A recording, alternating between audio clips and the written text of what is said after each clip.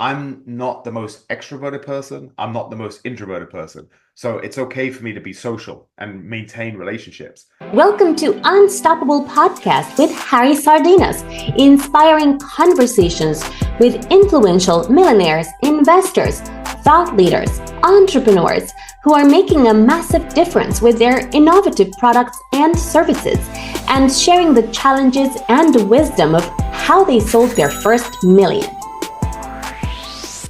How would you like to achieve your first million? And today we have Lawrence joining us, which is a real estate investor. So Lawrence, tell us, what are the 5 steps that entrepreneurs should be doing out there to achieve the first million? Well, Harry, thank you so much for having me. And this is something I'm so passionate about. I love the life of an entrepreneur. And I think these 5 steps sum up my life philosophy, I guess. So the first one would be to invest in yourself. And what I mean by that is if you want to have energy, then you want to be healthy. So I think you should make certain daily habits would be to eat as well as you can, don't drink too much alcohol and exercise every day. I really believe that. Healthy body, healthy mind, and you need a healthy mind to fulfill your potential as an entrepreneur. So that's the first one. Absolutely.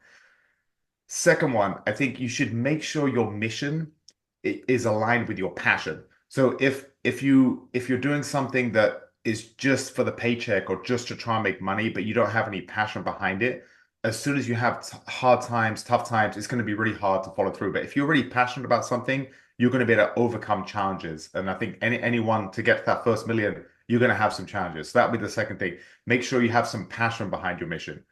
The third thing, this I'm very passionate about this, is invest in relationships. And there's a saying in real estate, I think it applies to so many different things.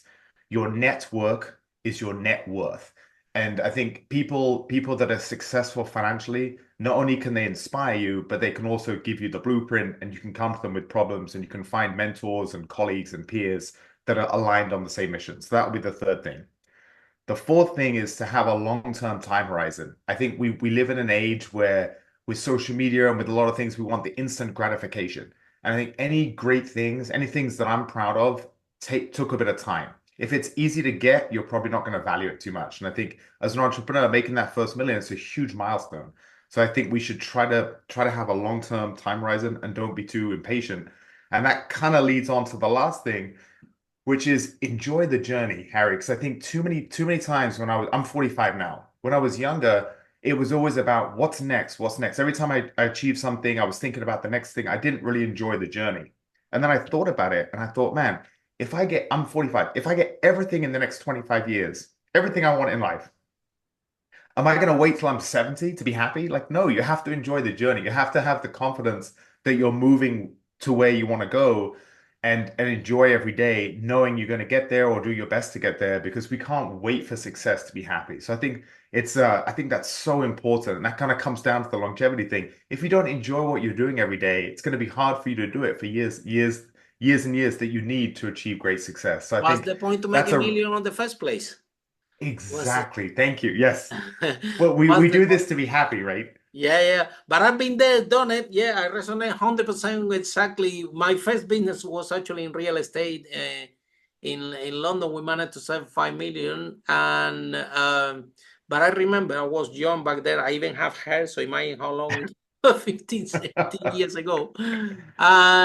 But I like your first step a lot. Tell you why, because when I was building my first business, the property one, yeah, at the beginning, I'm in this state that I need to make this to work, and I'm doing everything. I'm working, yeah. Back then, I used to work in the Hilton as a room service attendant in London, yeah, because I went from Spain to London to learn English, so I didn't have any clue of English. So my first job in UK, I was in the pub, but the second one was in the room service in the Hilton, which I was taking that was my job, and I was building the property business parallel to that. Yeah.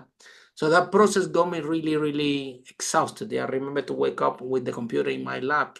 And I remember that my lifestyle, this is how it was. I wake up, And I start to work. We're going to go to the Hilton, work, and then come back home, work.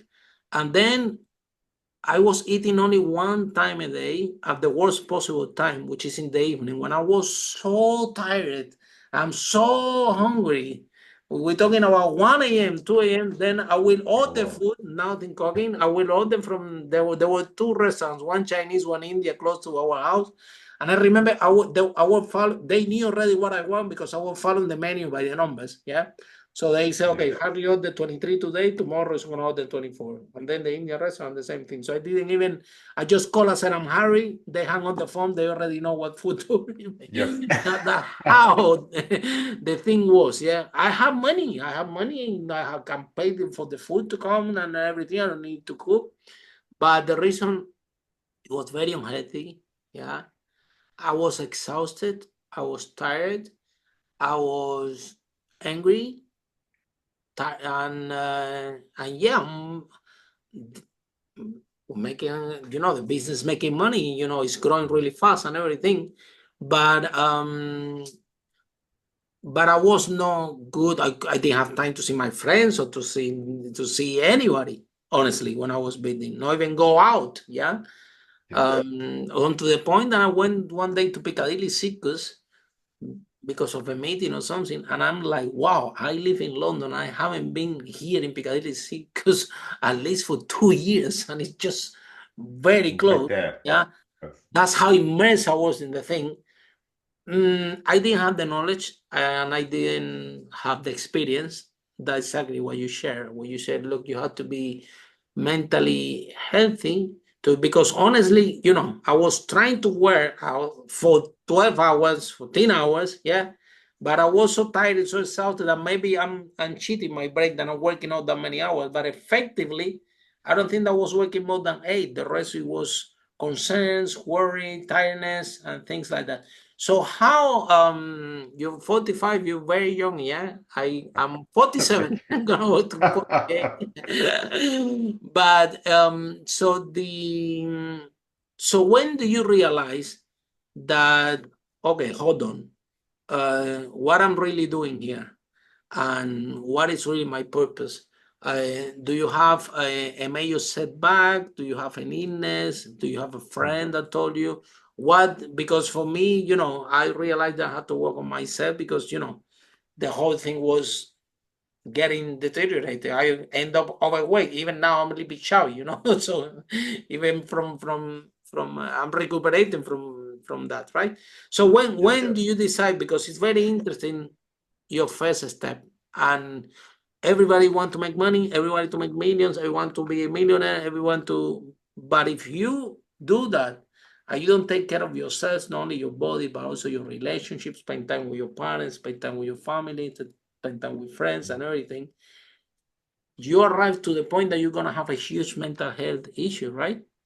Yes. I think that's the hardest thing we have, Harry, as entrepreneurs is I look at my dad. My dad was a pilot. So he would be Wow. gone for a few days and I would miss him. I remember being a kid thinking, oh, 3 days, my dad will be back. But then when he was back for 3 days. He had no cell phone. No one's calling him at work. He was morning to night, just free. He had no work stress. He could make us breakfast, take us to school, do his own thing, pick us up from school, hang out with us.